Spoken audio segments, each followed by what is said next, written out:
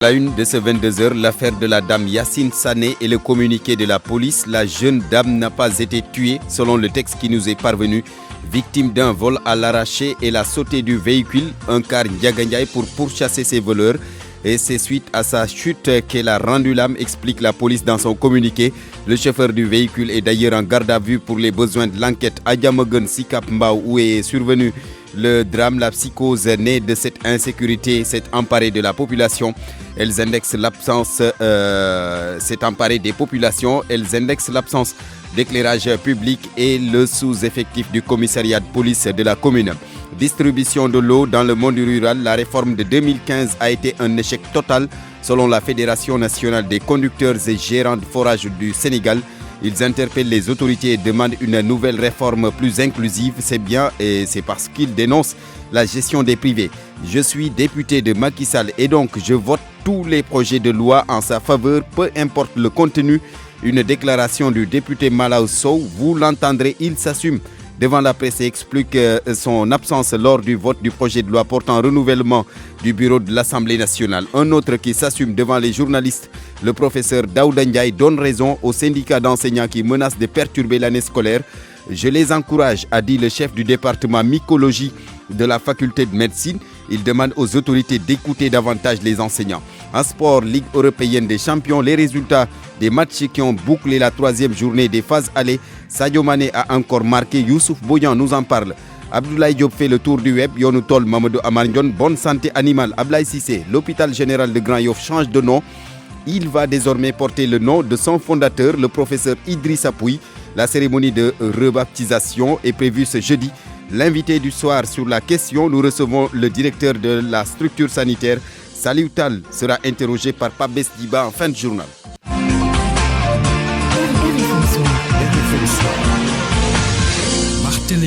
La technique Amady Ndiaye. D'abord, cette découverte macabre au quartier Ndiormi de la commune de Kédougou. Un homme d'une cinquantaine d'années s'est pendu dans sa chambre. La victime aurait écrit un message avant de passer à l'acte. Ibrahima Diabakhate. Un homme d'une cinquantaine d'années a été retrouvé mort dans sa chambre sise à Ndiormi, un quartier de la périphérie de la commune de Kédougou. Le corps sans vie a été suspendu à une corde. Alerté, Lamine Camara, le délégué du quartier qui s'était rendu sur les lieux, explique. Après, finalement, on m'a appelé là-bas. Je dois dire qu'il y a quelque chose qui s'est passé dans mon quartier. J'ai dit c'est quoi? Ils ont dit il y a un certain commerçant qui est logé dans mon quartier là-bas. Il a mis le corps dans son cou, tué. J'ai trouvé les policiers de ça arriver là-bas.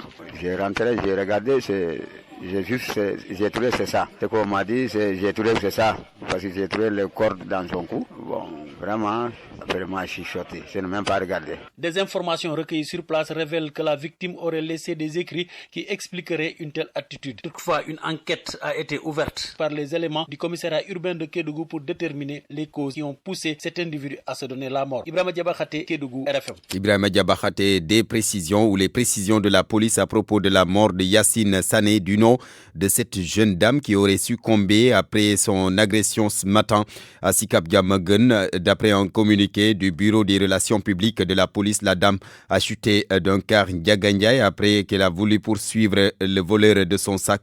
Le chauffeur du car, selon toujours le communiqué, est en garde à vue. Dans tous les cas, à Diamaguène Sicap Mbao, la psychose s'est emparée de la population après bien sûr ce drame.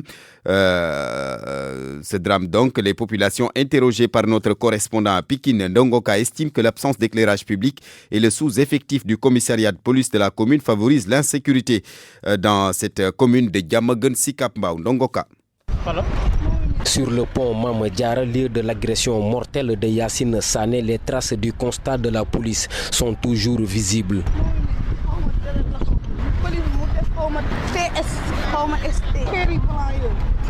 Binta Diatta, amie d'enfance de la victime, n'en revient toujours pas. C'est avec le cœur lourd qu'elle est venue se recueillir sur les lieux du drame. C'était ma copine. C'est triste l'événement qui s'est passé brutalement depuis que nous étions enfants. Mais elle a ses diplômes, elle n'a pas de fac.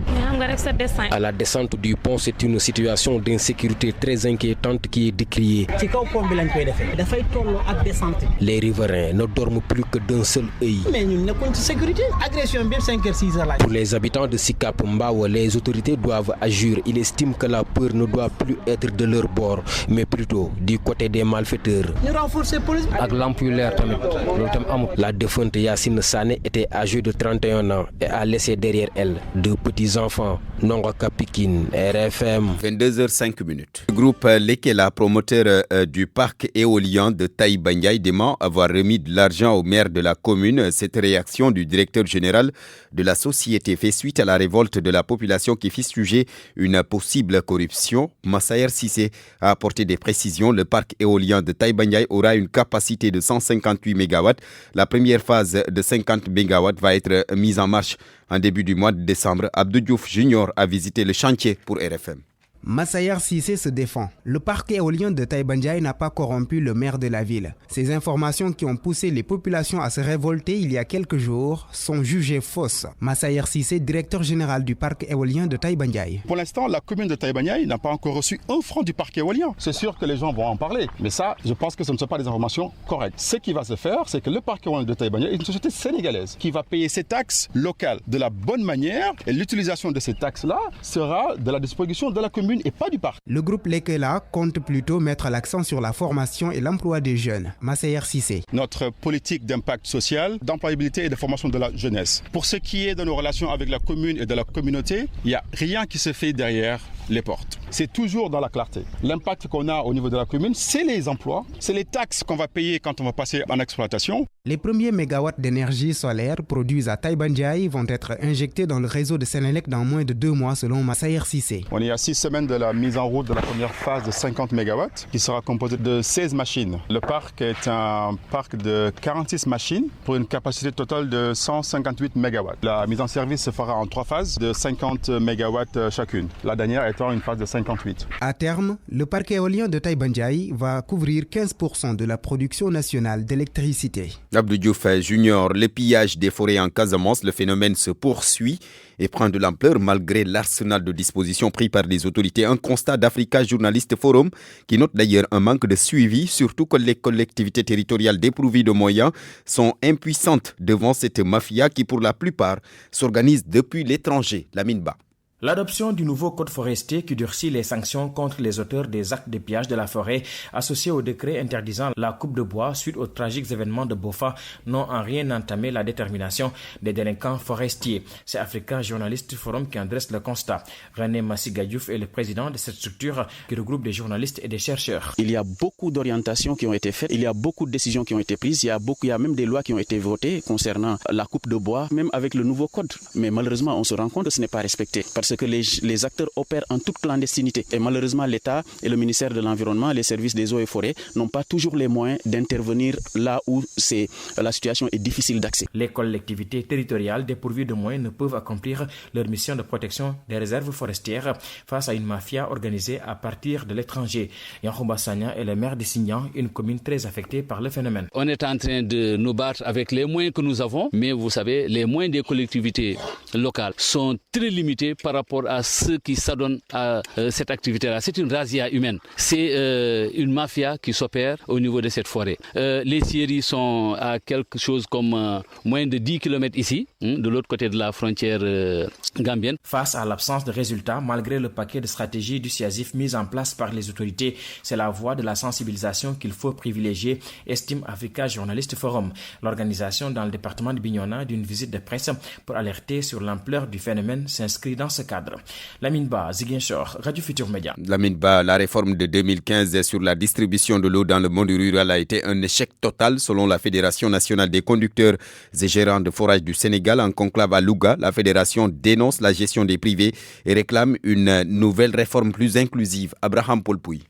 La réforme est plus proche de l'échec que de la réussite. C'est par ces propos que la Fédération nationale des conducteurs et gérants de forage du Sénégal a jugé la réforme de 2015 instaurée par l'État du Sénégal de retirer la gestion de l'hydraulique rurale à Agifort pour la donner au secteur privé. Selon le président de la Fédération nationale des conducteurs et gérants de forage, Cheikh Wagne, cette réforme n'a pas produit les résultats escomptés. L'échec, c'est tout le monde qui le constate, parce qu'il y a Aquatec qui est l'échec la plus patente au niveau de la région de Thiès et Diourbel, qui ne parvient pas à approvisionner les forages correctement en carburant, ou bien que des coupures de factures d'électricité se fassent. Il y a des conducteurs de forage qui, depuis 5 mois, n'ont pas touché de salaire, alors que cela n'est jamais arrivé. Le 2 octobre passé, le président de la République, Macky Sall, a demandé l'arrêt de la réforme pour évaluation, mais toutefois, Cheikh Wagne prône des réformes inclusives. L'État veut privatiser.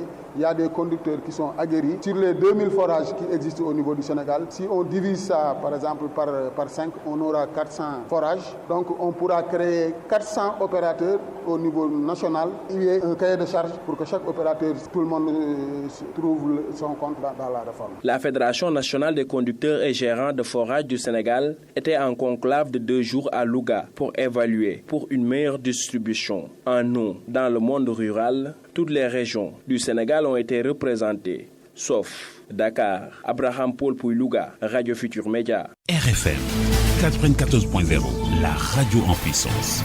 L'hôpital général de Grand Yoff change de nom. Il va s'appeler à partir de demain Hôpital général Idrissa Pouye, du nom du concepteur et premier directeur de la dite structure sanitaire. La cérémonie est prévue donc ce jeudi. À ce propos, nous écoutons Salih Tall. C'est lui le directeur de Ogui.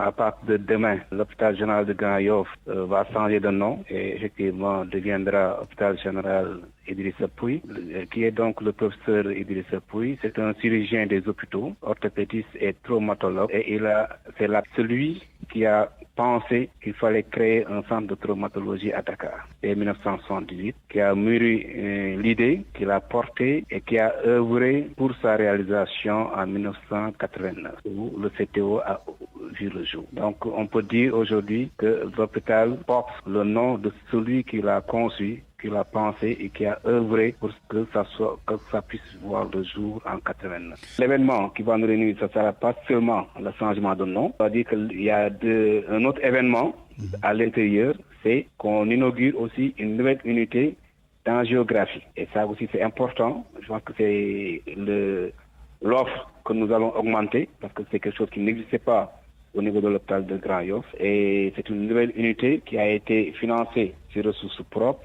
et que nous allons inaugurer demain aussi en même temps que le changement de nom et qui permettra de prendre en charge beaucoup d'autres pathologies comme les maladies cardiovasculaires. Et c'est la 4e salle qui existe au niveau du Sénégal. Salih Tall, le directeur de l'hôpital général de Grand Yoff qui répondait aux questions de Pabès Diba. Vous entendrez l'intégralité de cet entretien. En fin de journal, il est l'invité de RFM Soir. Les statistiques de l'Union européenne au Sénégal, 30 000 demandeurs d'emploi sont recensés chaque année. L'Union européenne, pour lutter contre le sous-emploi au Sénégal, demande aux jeunes d'entreprendre à travers le centre des jeunes dirigeants d'entreprise. Papa Balagué, une plateforme a été mise en ligne dans le dessein de promouvoir le retour des Sénégalais de la diaspora. 30 000 nouveaux demandeurs d'emploi dans le monde du travail chaque année. L'entrepreneuriat reste une opportunité pour les jeunes Sénégalais et de la diaspora. Ambassadeur de l'Union européenne au Sénégal, Irène Mingasson estime qu'il faut mettre en réseau les partenaires pour faciliter les investissements. Et beaucoup des réponses sur le comment entreprendre au Sénégal, quelles sont les opportunités, comment réseauter, comment aller plus loin, beaucoup de ces réponses sont détenues par le secteur privé d'ores et déjà actif au Sénégal. Et on le voit ici, entre le CJD et d'autres partenaires présents dans ce forum, qu'il y a une très bonne volonté d'échanger sur les bonnes pratiques. Des investissements qui posent souvent problème, reconnaît Ibrahima Dione, président du Centre des jeunes dirigeants d'entreprise section Sénégal. Mais selon lui, la confiance doit être à la base de toute chose. D'où la nécessité aujourd'hui de faire networker, de faire linker tous ces jeunes entrepreneurs pour à la fois se connaître, avoir toute la confiance et pourquoi pas aller jusqu'à avoir des relations d'affaires. Même si des efforts sont consentis pour la facilitation d'accès au financement, Irène Mingasson appelle à un renforcement des différentes activités. Que tous les acteurs se mobilisent dans un effort de pédagogie, d'échange, pour montrer comment on fait concrètement pour arriver comme un nouvel investisseur au Sénégal. tout comme on le fait d'ailleurs aussi pour encourager davantage d'investisseurs d'ores et déjà présents au Sénégal, pour renforcer leur mise, pour renforcer leur ambition et le champ des activités pour ce faire. Bénéficiant d'un financement de l'Union européenne à hauteur de 400 000 €, la CJD a mis en ligne Dia Africa Invest pour mieux promouvoir le retour des Sénégalais de la diaspora pour investir dans le pays. L'avis très tranché du chef du département mycologie de la faculté de médecine de l'université Cheikh Anta Diop de Dakar sur la menace du G20, un collectif de syndicats d'enseignants qui annonce une perturbation de l'année scolaire. C'est normal que les enseignants revendiquent et je les encourage à laisser entendre le professeur Daouda Ndiaye, par ailleurs président du mouvement social Action, propos tenus cet après-midi lors d'une cérémonie de remise de fournitures dans la commune de Tivaouane. Diaksaou, il est avec Ndongoka. Bon, je dis c'est normal. Dans tous les secteurs, dans tous les pays du monde, les enseignants, les médecins, tous les secteurs revendiquent, c'est normal. Parce qu'on cherche toujours le bien-être. Donc c'est normal que les enseignants revendiquent. C'est le plus normal, à mon avis, parce qu'ils ne revendiquent que par rapport à des conditions de travail. Donc au contraire, moi je dois les encourager pour ça. On doit les accompagner, on doit les appuyer parce qu'ils se battent pour la promotion de l'éducation, ils se battent pour le bien-être de nos populations. Donc on doit les écouter pour qu'ensemble fasse du Sénégal un pays où le système éducatif est performant. Je n'encourage pas la grève, j'ai été clair, j'ai dit, ils revendiquent des choses, l'État doit les occuper. Un pays où il y a de la grève, à mon humble avis, c'est qu'il y a quelque part quelques-uns qui ne disent pas la vérité. Les grèves ne sont pas une bonne chose, mais on ne peut pas interdire à des enseignants de faire la grève parce qu'ils revendiquent des choses pour leur bien-être, pour l'éducation. Donc on n'encourage pas la grève, mais on encourage à ce que l'État écoute les enseignants. Le professeur Daouda Ndiaye et cette sortie du député Malaw Sow qui risque de faire polémique. Je suis député de Macky Sall, peu importe le contenu des projets de loi, je vote sans chercher de midi à 14h tant que le projet de loi est favorable au camp présidentiel, a dit le député président du conseil départemental de Nioro devant la presse. Il s'est expliqué sur son absence lors du vote du projet de loi portant renouvellement du bureau de l'Assemblée nationale, sur sa procuration et la déclaration de la députée Yaya Sow dans laquelle il est cité comme étant le pourfendeur du projet. Ibrahima Diamé. lépp loo xam ne dafa bokk assemblée muy ay règlement intérieur Moustapha Niasse génne ko ne député yi dañ koo war a wote dama koy wote. Malaw Sow, un député exceptionnel. Voilà un représentant du peuple qui ne se préoccupe guère du contenu des projets et propositions de loi déposés sur la table de l'hémicycle. Il ne vote que pour la satisfaction du chef, déclare-t-il urbi et orbi. Man député Macky Sall laa. Je vous ai toujours dit que je suis député de Macky Sall. Ceux qui s'attardent sur le contenu et le sens des lois, moi je n'en fais pas partie. Je ne fais que voter et voter pour la coalition Benno Bokk Yaakaar. À la suite récemment du renouvellement du bureau de l'Assemblée nationale, son collègue député Yaya Sow de Koungheul avait tiré à boulet rouge sur la composition du tout nouveau bureau en indiquant qu'il était de connivence avec Malaw Sow, mais selon ce dernier, Yaya avait mélangé les pédales sur la mission qu'il lui avait confiée. Le jour du vote, j'étais un peu souffrant et j'avais remis ma procuration à Yaya Sow. C'est par la suite qu'il est sorti pour faire sa déclaration et je trouve qu'il a commis une erreur. Et pourtant, Malaw Sow est doublement investi de la confiance du peuple. En plus de son statut de député, c'est en lui aussi que la population de Nioro a placé sa confiance en l'élisant président du conseil départemental de cette circonscription depuis les locales de 2014. Ibrahim Diamé, Kaolack, Radio Futur Média. Ibrahim Diamé, puis en plus bref, commune de Nguignan, Magueye Ndao succède à Ousmane Tanor Dieng à la tête de la mairie. Magueye Ndao a obtenu 31 voix. Ses adversaires Étienne Sarr et Jean-Baptiste Ndiaye ont obtenu respectivement 23 voix et 1 voix. Il y a eu un seul bulletin nul lors du vote qui a eu lieu ce mercredi. RFM Sport.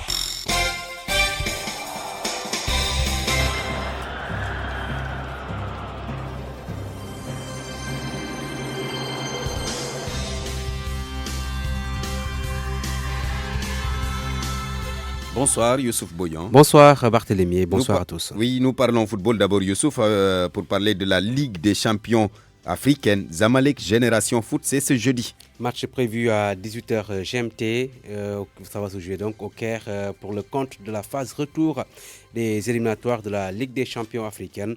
À l'aller, le champion du Sénégal avait gagné par 2-1 avec notamment un doublé de Limamoulaye Gueye.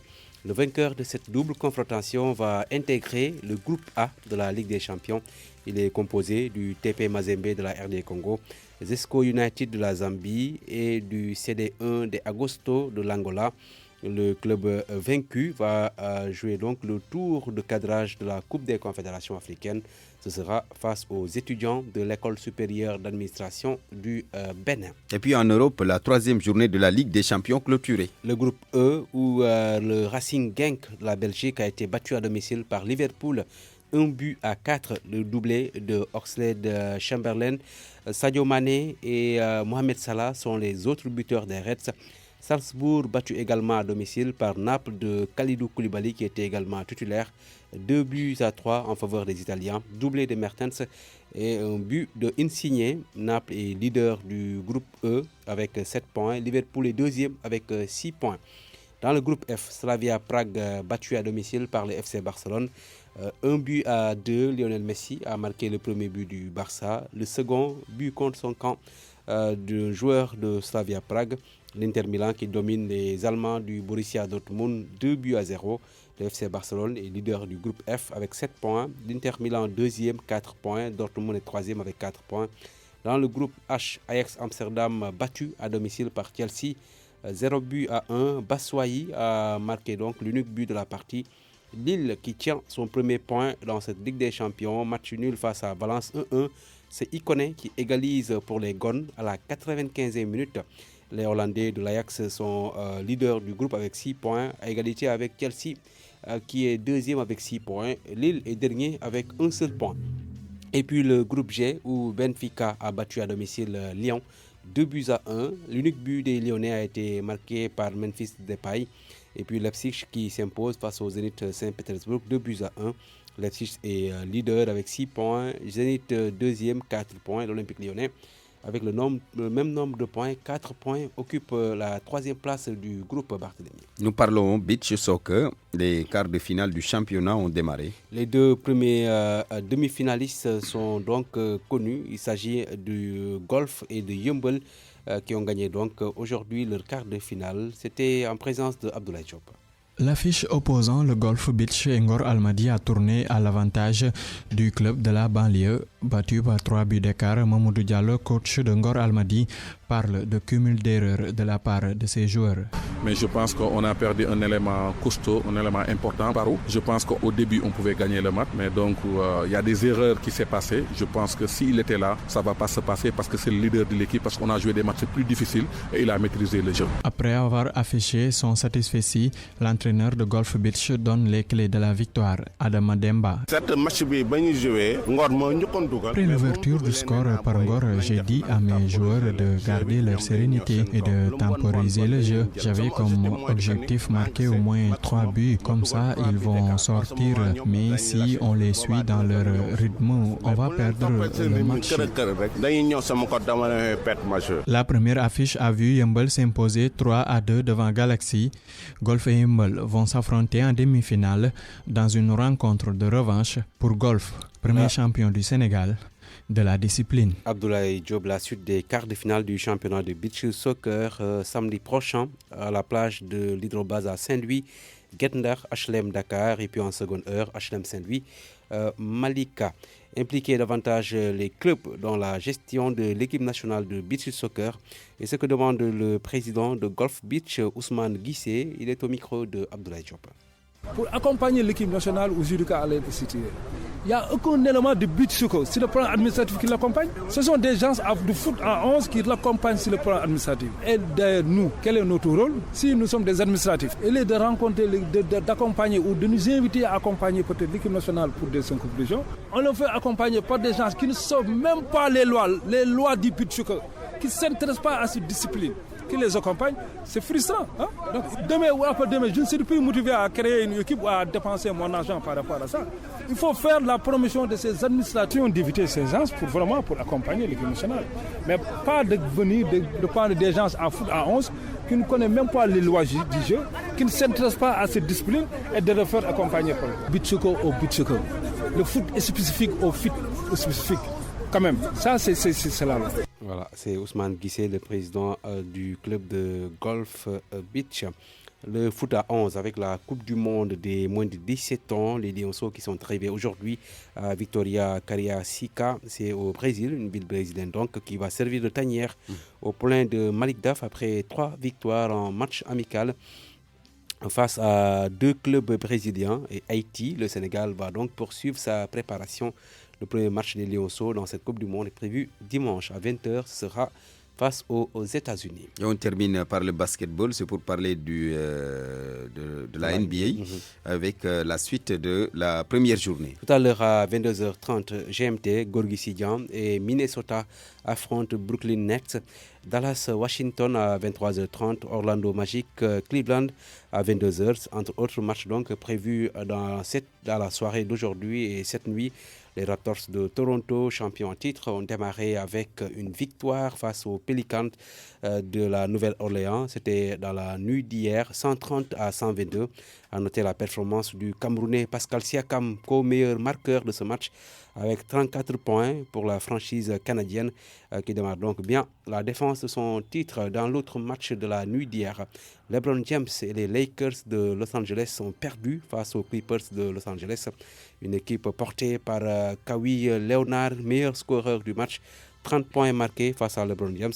Score final 112-102 en faveur donc des Clippers Barthélémy. Merci beaucoup Youssouf Bodian. Le tour du web sur RFM. Ablaye Diop. Bonsoir et bienvenue. Mort de Yacine Sané à Diamaguène Sicap-Mbao, la police explique les raisons. Sur IGFM.sn, l'enquête de la police révèle que la dame a été victime d'un vol à l'arraché dans un car de transport en commun communément appelé Ndiaga Ndiaye. Déterminée à reprendre son sac des mains de l'individu sorti du même véhicule, elle aurait chuté, explique le communiqué repris par le site. Quelques mois après le décès d'Ousmane Tanor Dieng, Nguyen a un nouveau maire en la personne de Magueye Ndao, qui fut président de la communauté rurale. IGFM.sn, qui donne l'information, fait savoir que ce dernier a été choisi à l'issue de la réunion du conseil municipal et il faisait face à 2 autres prétendants au fauteuil de l'ex-patron des socialistes. 56 conseillers ont voté, précise le site du groupe Fitir Média. Seneweb.com informe que la veuve de Cheikh Béthio Thioune est à Dakar. Le site fait savoir qu'après la sortie de Serigne Mountakha dans la soirée d'hier, des individus se sont rendus à Ngabo au domicile de Sokhna Aïda Diallo. Alertés, les services de la gendarmerie de Mbacké se sont rendus sur les lieux et ont fini par interpeller quelques dizaines de personnes, relate le site d'information, qui ajoute que Sokhna Aïda, sentant sa sécurité menacée, a quitté les lieux. Direction Dakar. Santé, Dakaractu.com nous informe que l'ex-CTO devenu Ogui va être baptisé au nom de son fondateur, le professeur Idrissa Pouye. L'annonce est faite par le directeur de l'hôpital général de Grand Yoff, Saliou Tall, à travers un communiqué repris par le site. En même temps, le ministre de la Santé et de l'Action sociale va procéder à l'inauguration d'un important équipement médical de prise en charge de la crise cardiaque ainsi que d'autres pathologies relevant des spécialistes voisines de la cardiologie, précise le site d'information. Sur l'international, plus de 100 djihadistes de l'État islamique se sont échappés depuis le début de l'offensive lancée par Ankara contre les forces démocratiques syriennes. La révélation a été faite mercredi par un haut responsable américain devant la Commission des affaires étrangères de la Chambre des représentants américains. L'information est à lire sur RFI.fr. Du sport pour terminer avec un but et une passe décisive face à Genk, le vice-champion d'Afrique Sadio Mané a largement contribué au succès éclatant des Reds 4-1 dans cette 3e journée de Ligue des Champions. Sadio Mané marque ainsi son 2e but cette saison en Ligue des Champions, nous dit usport.com. Le tour du web, c'est fini. Merci de l'avoir suivi. Merci Abdoulaye Diop. On accueille un autre Mamadou Amar Ndion dans Yonutol. Bonsoir Amar. Bonsoir et bienvenue. La campagne agricole dans le sud du pays, à Ziguinchor, les spéculations essentielles sont en phase de production. Le maïs, l'arachide et la pastèque sont déjà sur le marché. D'autres sont dans la phase végétative.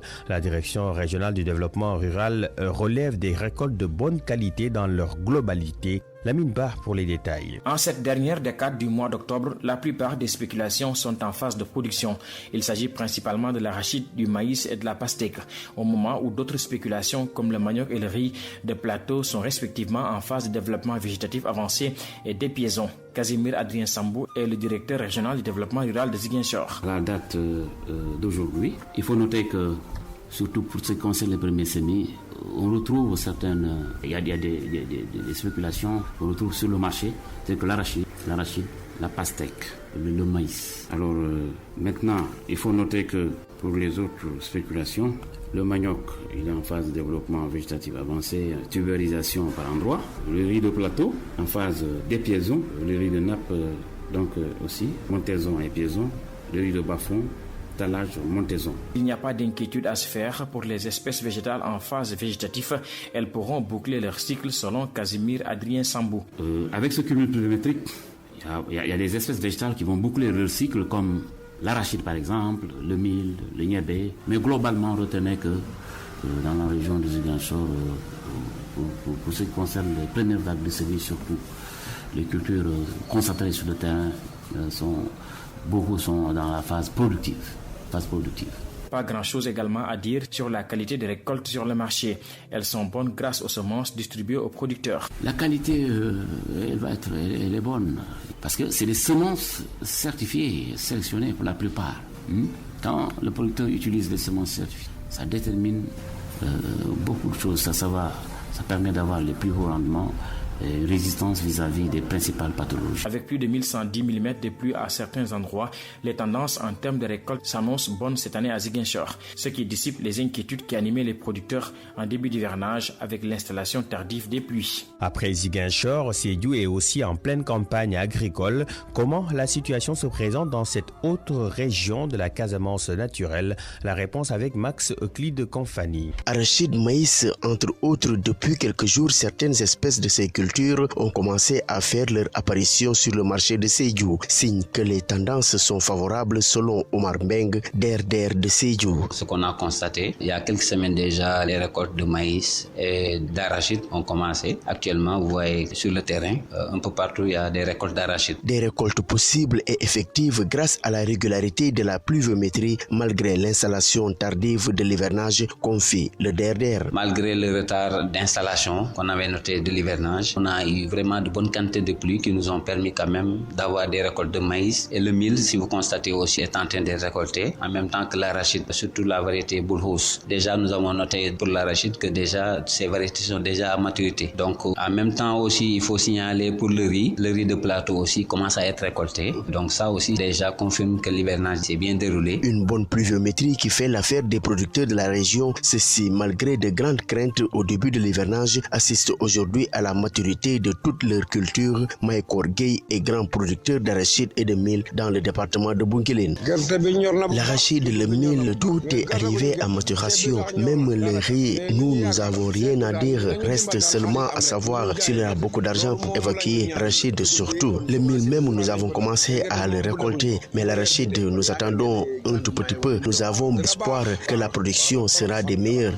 Si pour toutes ces cultures, il n'y a rien à signaler et que toutes sont arrivées à maturité et que certaines sont en train d'être récoltées, le riz en majorité, surtout celui des bas-fonds, n'est pas encore à ce stade, mais sur ce point, pas de crainte à se faire, les vallées disposent assez d'eau pour conduire la production à terme. Omar Mbeng, DRDR de Sédhiou. Si vous parcourez un peu l'ensemble des vallées, vous constaterez que le riz de bas-fond, déjà, il y a une bonne disponibilité de l'eau, donc qui va permettre quand même à ce riz de boucler son cycle. Donc habituellement, les récoltes se font peut-être pour ce riz de bas-fond vers le mois de novembre, décembre à peu près. À la direction régionale du développement rural, les tendances sont très bonnes cette année et les productions attendues seront meilleures que l'année dernière. Globalement, on espère avoir une bonne production pour la région de Sédhiou. Bon, d'après les premières tendances, cette production sera supérieure, Inch'Allah. Merci à Max Euclide Confani, à Lamine Ba et à Aïssatou Sow pour la collaboration technique. À vous qui nous suivez pareillement, Yonutol, c'est fini. Rendez-vous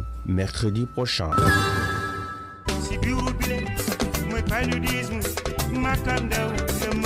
Le ministère de la Santé et de l'Action sociale, à travers le programme national de lutte contre le paludisme, vous offre Bonne Santé. Pour se protéger du paludisme, toute la famille doit dormir sous moustiquaire imprégné. toutes les nuits, toute l'année, en hivernage comme en saison sèche. En cas de fièvre, allez rapidement vers la structure de santé la plus proche pour une prise en charge correcte. Des tests de diagnostic rapide TDR sont disponibles et gratuits dans les structures publiques jusqu'au niveau communautaire. Case de santé et DS-DOM pour voir en 15 minutes si vous avez le paludisme ou pas. Si le TDR est positif, les médicaments pour le paludisme simple appelé ACT sont gratuits. Le paludisme est une maladie qui peut causer beaucoup de décès, mais c'est une maladie dont on peut se protéger.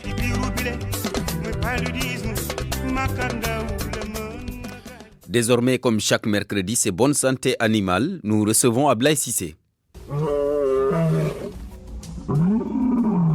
C'est l'histoire entre deux amis d'enfance, mais une seule chose les oppose. La passion de l'un pour les animaux et l'envie de bonne chair fraîche de l'autre. Un jour, au cours d'une sortie en afterwork par un vent frais en bord de mer, la discussion s'engage entre Demba et Annette. Demba, je me prendrais bien un lapin ces temps-ci. Un joli bout de poil. Ah oui, c'est bientôt ton anniversaire, ma chère, et c'est moi qui t'offre d'ailleurs le resto. J'en connais un de très bon dont la spécialité est le braisé de lapin. Oh, t'es vraiment nul de penser à ton ventre. Je te parle de lapin coco, un animal de compagnie. Ah oui, c'est ça, comme si moi j'avais du temps à m'occuper des animaux. Je m'en parle même pas. Ils n'auraient pas été les meilleurs amis du monde, qu'on aurait dit un conflit de génération, et Dieu sait s'il est possible de les réconcilier autour de l'espèce animale. Bien sûr, ça fait bon ménage, animaux et diététique, alors c'est avec plaisir que je vous accompagne. Zohra Yassine est diététicienne, mais alors, est-ce que toutes les viandes sont comestibles? Autrement, tous les animaux peuvent-ils finir dans notre assiette? Alors, a priori, à proprement parler, toutes les viandes sont comestibles. Après, nous parlons bien sûr des viandes classiques, tout ce qui est bœuf, volaille, mouton, agneau. Après, on va parler du gibier, des viandes exotiques et tout, mais qui ne sont pas consommées évidemment dans tous les pays, d'un point de vue culturel. Mais a priori, elles sont comestibles. On est dans une rubrique animalière. Vous avez un animal préféré comme ça? Oui, je dirais le chien. Bon, je ne vais pas vous faire casser le mythe pour vous faire aboyer à l'antenne. Mais, non. D'accord. Est-ce que vous connaissez la femelle du lièvre? Alors, la femelle du lièvre, si je ne me trompe pas, c'est une hase. H-A-S-E. Vous serez peut-être au nombre de nos bons élèves du mois. C'est bien la hase qui est la femelle du lièvre. Sans vilain jeu de mots, on espère avoir servi un bon hors-d'œuvre à ce rendez-vous. En attendant mercredi prochain, longue vie et nos vœux de bonne santé à nos amis les animaux.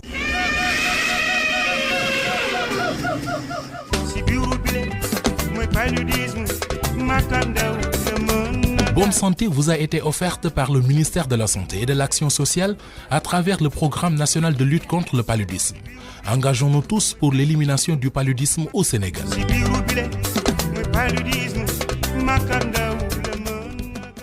À présent, la chronique du mercredi, la chronique signée Mbaye Sidi Mbaye. Je deviens, depuis quelques semaines, un habitué d'une émission de télévision sur la 2S TV. Pourtant, le concept n'est pas nouveau et n'a rien d'original, sauf que le rythme, j'allais dire le tempo, l'allure générale d'un bout à l'autre, force l'attention et l'écoute intelligente. L'émission de dimanche dernier sur Touba mérite d'être signalée. Point de surphrase, de concours d'intelligence, ni de règlement de compte par la bande. Une émission pour informer, conforme aux règles d'éthique et soucieuse de justesse et de vérité. Les journalistes sont sobres et respectueux, n'en faisant pas plus que de raison. Les sujets sont travaillés par tout le monde avec des détails utiles et nécessaires pour la compréhension de l'évolution historique de la ville de Touba. Le rôle de l'administration est passé au crible de manière critique mais juste, celui des principaux bénéficiaires et ayant droit revisité. En somme, un panel sérieux, qui pourtant a participé ensemble à plusieurs sujets sans se laisser aller à la familiarité ou à jouer au maître d'école. Les médias audiovisuels sont des pentes glissantes pour tout le monde, mais la glissade est plus dangereuse et périlleuse pour les professionnels avec qui le public a raison d'être plus sévère. Il arrive que la solidarité professionnelle transforme certains plateaux de radio ou de télévision en club d'amis avec beaucoup de permissivité, de laisser-aller aux dépens de la rigueur et de la qualité. Il y a de plus en plus des séquences violentes sur les plateaux provoquées de plus en plus par ceux dont le rôle premier devrait être de protéger la respectabilité de leur métier. Ceci ne devrait pas relever de la loi, mais d'abord de l'autorégulation, la prise de responsabilité par la profession elle-même, avant que n'intervienne la loi. Quand les confrères le méritent, il ne faut pas être chiche pour les complimenter. RFM, l'invité. Question Pabès Diba, réponse Salutal, c'est lui le directeur de l'hôpital général de Grayoff, hôpital qui change de nom à partir de demain et va devenir hôpital général. Professeur Idrissa Pouy, entretien. Monsieur Salutal, bonsoir. Bonsoir, M. Diba. Vous êtes le directeur de l'hôpital général de Grayoff. Désormais, on va s'habituer à l'appellation hôpital général professeur Idrissa Pouy. Pourquoi ce changement d'appellation? Merci, M. Diba. Merci à la RFM de l'invitation. Donc, effectivement, à partir de demain, l'hôpital général de Grayoff va changer de nom et effectivement deviendra hôpital général Idrissa Pouy. Pourquoi ce changement? Peut-être rappeler un peu l'historique. Avant de s'appeler hôpital général de Grayoff, il s'appelait Centre de traumatologie et d'orthopédie, CTO, qui était le premier nom du temps où l'hôpital était de la caisse de sécurité sociale, qui est donc le professeur Idrissa Pouy. C'est un chirurgien des hôpitaux, orthopédiste et traumatologue, et c'est celui qui a pensé qu'il fallait créer un centre de traumatologie à Dakar. En 1978, qui a mûri l'idée, qui l'a portée et qui a œuvré pour sa réalisation en 1989, où le CTO a vu le jour. Donc on peut dire aujourd'hui que l'hôpital porte le nom de celui qui l'a conçu, qui l'a pensé et qui a œuvré pour que ça puisse voir le jour en 1989.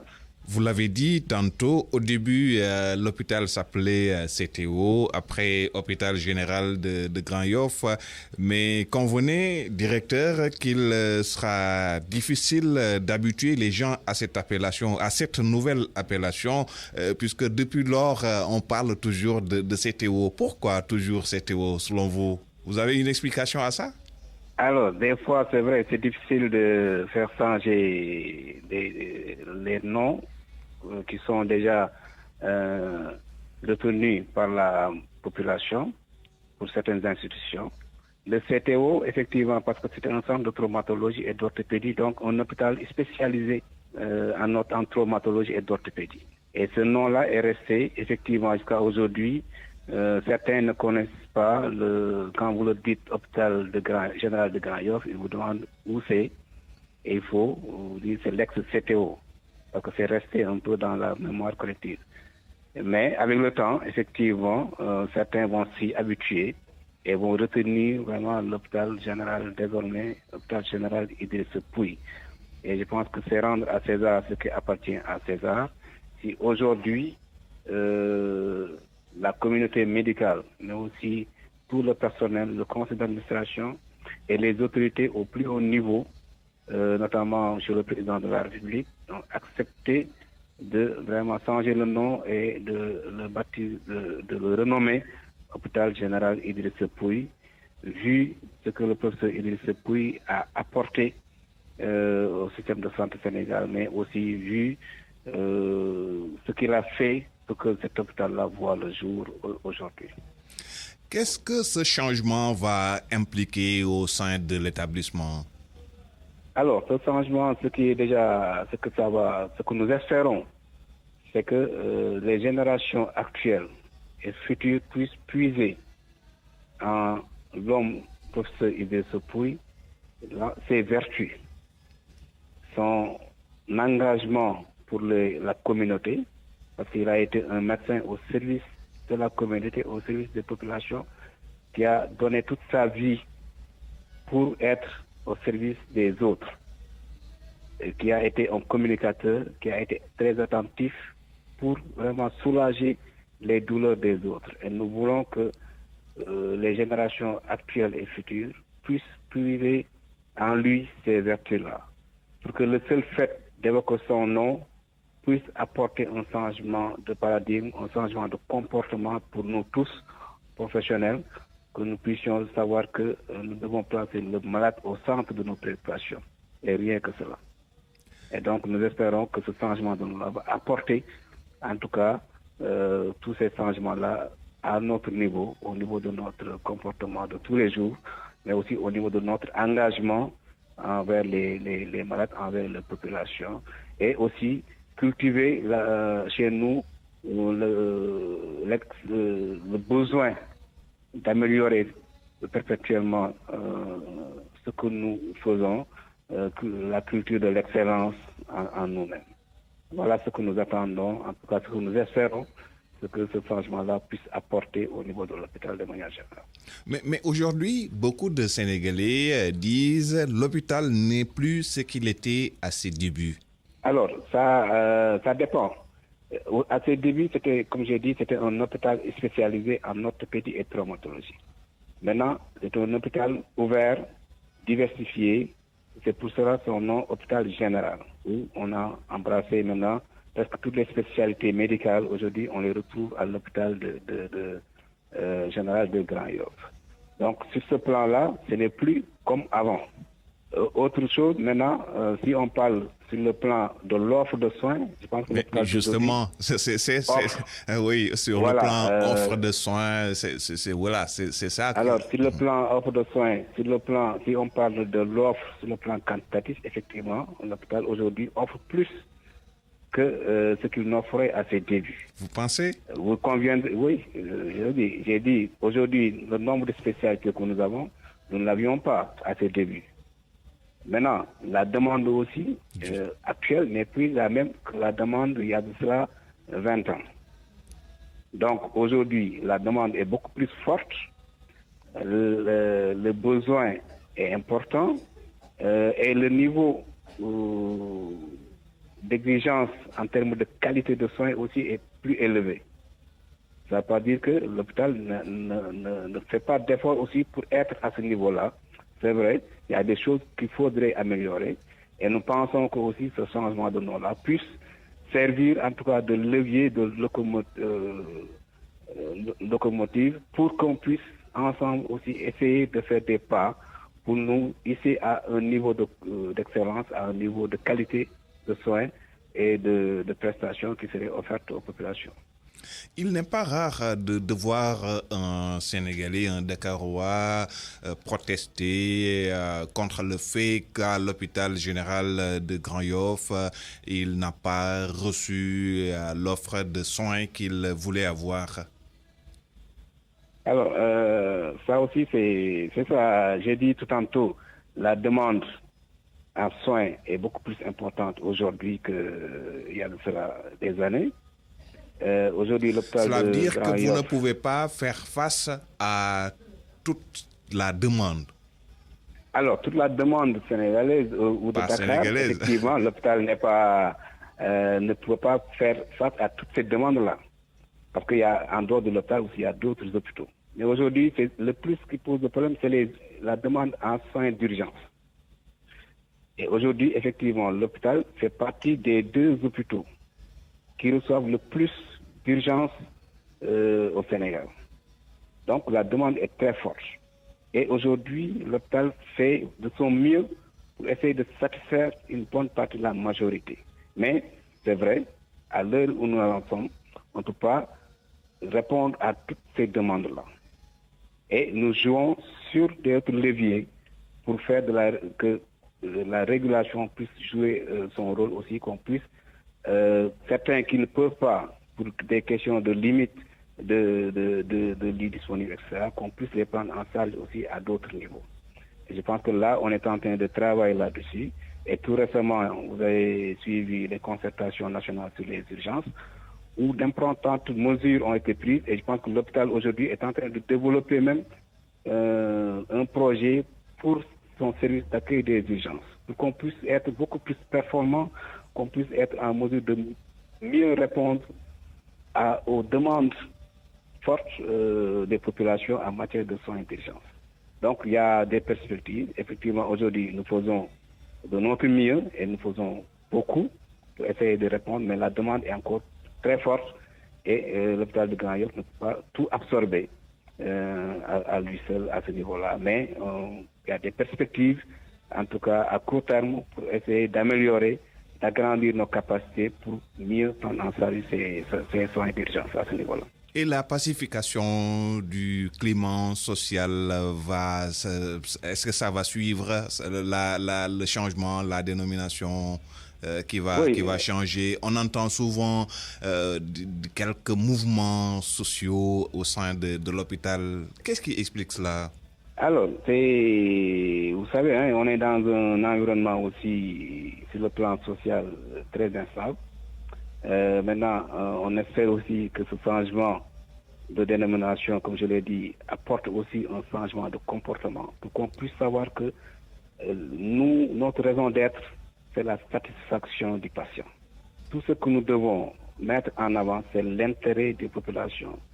Que le malade qui puisse venir ici puisse trouver ce dont il a besoin, puisse être accueilli dans d'excellentes conditions, avoir les soins de qualité qu'il nécessite et puisse rentrer chez lui en bonne santé. C'est ça qui doit être vraiment notre credo, notre vision à nous tous. Et reléguer des fois nos préoccupations personnelles en deuxième plan, en arrière-plan.